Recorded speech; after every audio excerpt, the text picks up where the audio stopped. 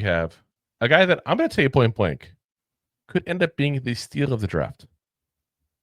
Like everybody looks for that guy, and you see it occasionally, especially out of wide receivers for some reason. It's weird, like you get later on wide receivers that pan out of nowhere. But you also get that in guys like Trey Smith and stuff in the interior of the offensive line. If you're looking for a guy who you think this year could be that type of guy, let's be honest, that's a high, hope. It's this guy right here, Willie Lampkin out of North Carolina. Willie, who is one of the more interesting prospects in this draft overall. So he's last 2 years over at North Carolina.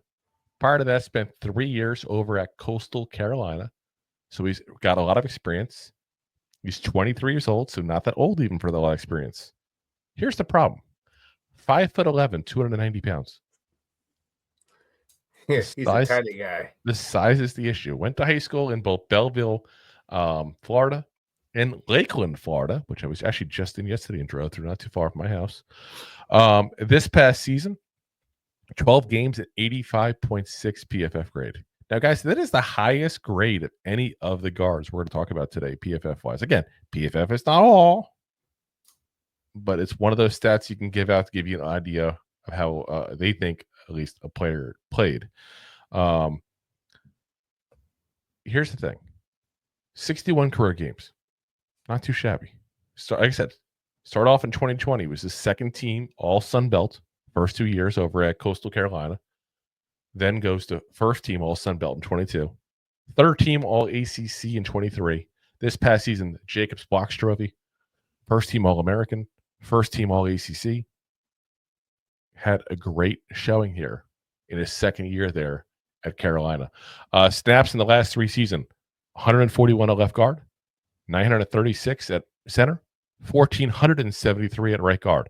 So he's played all 3 interior positions as well on top of that. Great leverage. Gets around. Good balance. Good footwork. Great form in general.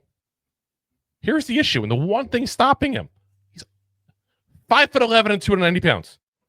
Yeah. I'm telling you right now, if this kid was 6'4", 330 pounds, he'd be a first-round pick. I'm not even kidding when I say that, because that's how good his tape is. That's how good his form is. If he had the size, the prototypical size of an NFL player, he'd be a first-round pick. He played that. Look at this, what he did with that size in college, guys. And here's my whole thing I hate about this kind of stuff. Was he 5'11", 290 pounds in college, right? Yeah. And he succeeded, right? That is correct. Therefore, it can be done. Like, I'm not saying that it's impossible, for it to happen. But I'm also not going to say it's a definite for him to continue success at the next level because of the size.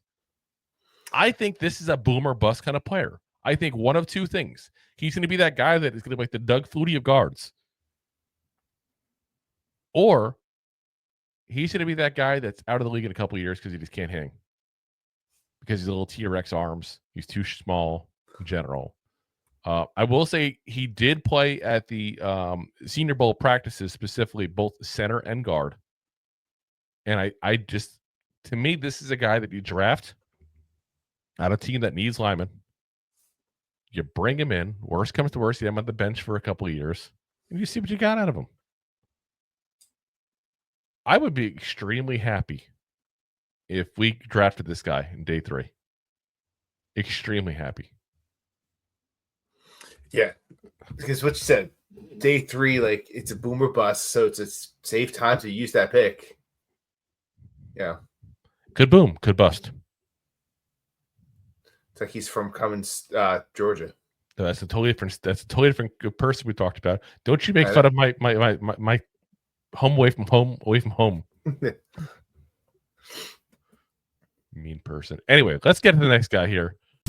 If you like that clip, then you will love the full episodes too. Find us on your favorite podcast app and look for us on all your favorite social media platforms.